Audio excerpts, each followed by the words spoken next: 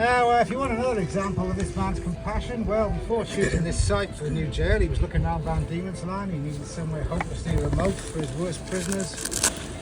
And he thought about putting the new jail on King Island, Starboard, a large island in Bass Strait. George Arthur discounted King Island though because he believed the climate there was too soft for this kind of punishment. Anyway, Port Arthur's remote. If you think it's remote now, think of what it must be like when the first prisoners got here in 1830. They would be at the bottom of a peninsula, of another peninsula, of an island colony, of an island continent. Another massive advantage for this place, have a look around, you'll see there are two massive natural guards for the prisoners here. You've got the ocean and the forest or the bush.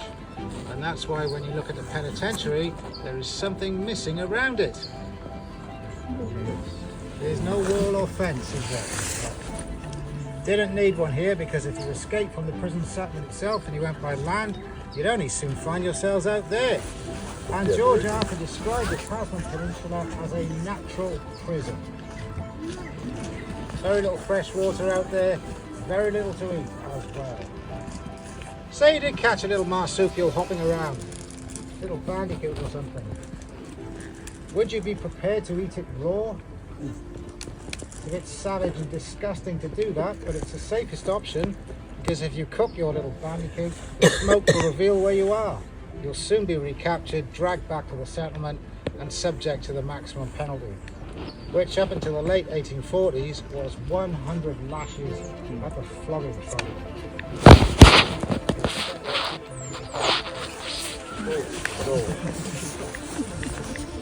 In fact, the only kind of food source for the runaways was shellfish around the coast. But if that's where the only food source was, that's where they come looking for it. The vegetation isn't friendly out there either. It's evolved to cut, scratch and tear your skin and clothes. The terrain is mountainous. And of course the only way off this peninsula is through Eagle Hawk Neck, which is barely 17 metres wide. So of course they guarded the neck with soldiers and, anyone know, dogs. Up to 18 half-starved dogs across the neck and even on pontoons in the water. These were the ugliest beasts they could find, with charming names like Jowler, Ugly Mug, Tailor, Muzzlehead. In fact, one observer said of these dogs, he said every black-fanged four-legged individual amongst them would have won first prize in its own category for ugliness and ferocity. Tell you an escape story. There's a prisoner here called William Derringcourt. How am I going to get through this now?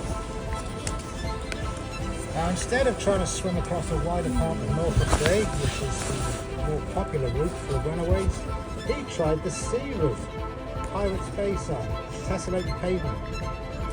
And he says he went down onto the beach, found lots of seaweed, lots of kelp, put it on his head, went under the water and tried to drift across to the other side as a ball of seaweed.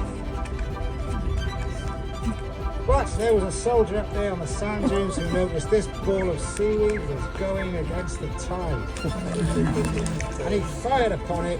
Well, this was the front door to the jail where the new arrivals are coming on the ship to port. That's a little island there that became the prison cemetery. It's the Isle of the Dead. There are believed to be around 1,100 bodies buried on that tiny island. Prisoners are in unmarked graves.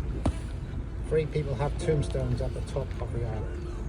Guess how old you had to be transported back there? 7, take these off. 10. Good guess. It was 9. 3?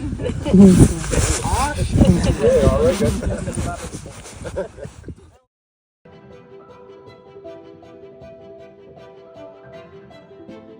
One boy who was transported and came to Point Poor is James Lynch.